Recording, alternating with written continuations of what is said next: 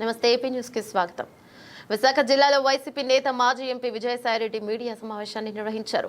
గత 3 రోజులుగా దేవాదాయ శాఖ అసిస్టెంట్ కమిషనర్ శాంతికి మాజీ ఎంపీ విజయసాయిరెడ్డికి అక్రమ సంబంధం ఆరోపణలు చేస్తున్న ఆమె మాజీ భర్త మదన్ మోహన్ ఈ ఆరోపణలు వాస్తవమని మాజీ ఎంపీ విజయసాయిరెడ్డి మీడియాతో మాట్లాడారు. అంతేకాకుండా నాపై ఆరోపణలు చేస్తున్న వారందరిపై చట్టపరమైన చర్యలు తీసుకుంటానని, ఇటువంటి ఆరోపణలు చేయడం మంచి పద్ధతి కాదని, నాపై కొందరు కుట్రలు పన్నుతున్నారని, ఈ విషయం కొన్ని న్యూస్ ఛానల్స్ లోనూ సోషల్ మీడియా ద్వారా ఈ వార్త వైరల్ అయ్యిందని, ఇది అవాస్తవమని స్పందిస్తూ మాజీ ఎంపీ విజయసాయిరెడ్డి మీడియా ద్వారా మాట్లాడారు.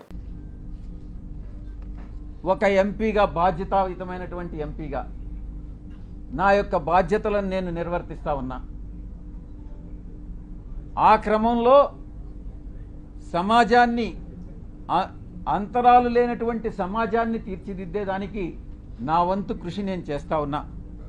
బరి తెగించి హద్దులు మీరి ఇష్టానుసారంగా ఆధారాలు లేకుండా నిరాధారమైనటువంటి ఆరోపణలు ఒక ఆదివాసీ స్త్రీతో సంబంధం ఉన్నట్టుగా మీరు చెప్పి ఈరోజు అదే ఆధారాలు మీరు ఎవరెవరికి సబ్మిట్ చేయాల్సి ఉంటుంది అన్నటువంటి విషయాన్ని నేను రాబోయేటటువంటి నా యొక్క ప్రెస్ కాన్ఫరెన్స్లో నేను ఎక్స్ప్లెయిన్ చేస్తాను. ఈ కుట్ర కుతంత్రాల వెనక ఎవరున్నారు అనే విషయాన్ని నేను ప్రశ్నిస్తా ఉన్నా.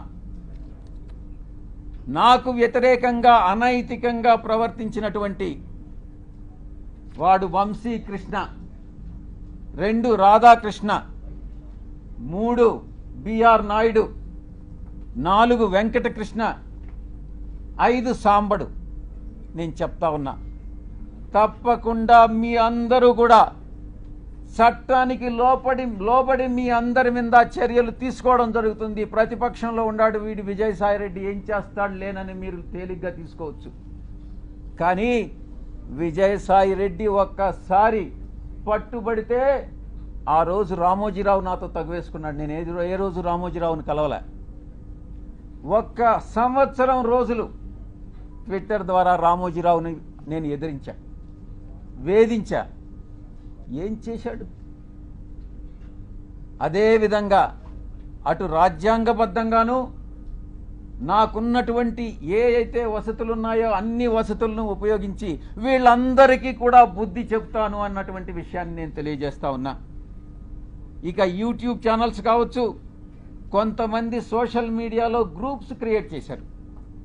ఆ గ్రూప్స్ కానీ చట్టరీత్యా నేను చర్యలు తీసుకోపోతున్నాను అన్నటువంటి విషయాన్ని నేను మీకు తెలియజేస్తా ఉన్నా.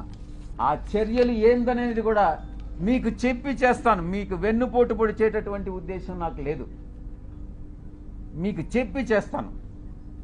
ఫస్ట్ మొట్టమొదటిగా మిగతా వాళ్ళని పక్కన పెట్టినా కూడా వంశీకృష్ణ అనే వాడిని మాత్రం నేను వదలను. తప్పకుండా ప్రివిలేజ్ మోషన్ పార్లమెంటులో మూవ్ చేస్తాను.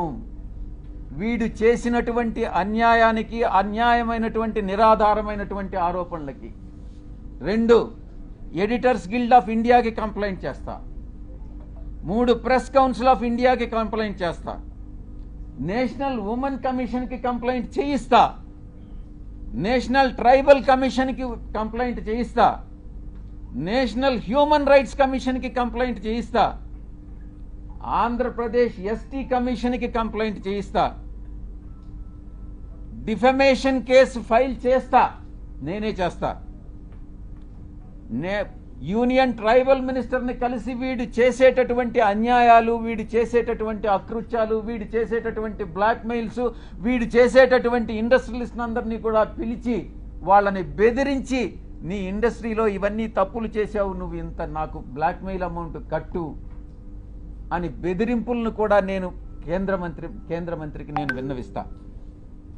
ఇక నేనే టేకప్ చేస్తా నా మిత్రుల సహాయంతో. ఉమెన్ ఆర్గనైజేషన్స్ ఏవైతే ఉన్నాయో ఆ women organisations, SC ST organisations అందరినీ కూడా సమైక్యంగా ఏకీకృతం చేసి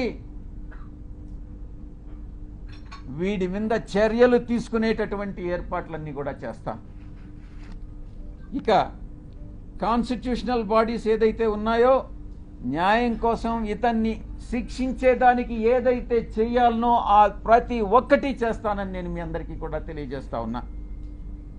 ఒక ఆడబిడ్డని, ఒక ఆదివాసీ బిడ్డని బజారుకి ఇచ్చి నా వ్యక్తిత్వం మీద, నా ఎదుగుదల మీద, ఒక పేదలకి సేవ చేయాలి, ప్రజాసేవ చేయాలి అన్నటువంటి ఆలోచన కలిగినటువంటి నా మీద కుట్ర పన్ని ఈ యొక్క వ్యక్తి, ఈ వంశీకృష్ణ అనేటటువంటి వ్యక్తిని ఎటువంటి పరిస్థితుల్లో వదిలేదే లేదు అని నేను ఖరాఖండిగా చెప్తా ఉన్నా. వీటన్నిటికీ మించి ఒక ప్రైవేట్ మెంబర్ బిల్ పార్లమెంటులో సోషల్ మీడియాని, ఇటు ఈ యొక్క వెధవలు ఎవరైతే ఉన్నారో జర్నలిస్టులుగా వీళ్ళని శిక్షించేటటువంటి బిల్లుని ఒకటి ప్రవేశపెట్టాలన్నటువంటి ఆకాంక్ష కూడా నాకు ఉంది అని నేను తెలియజేసుకుంటా ఉన్నా.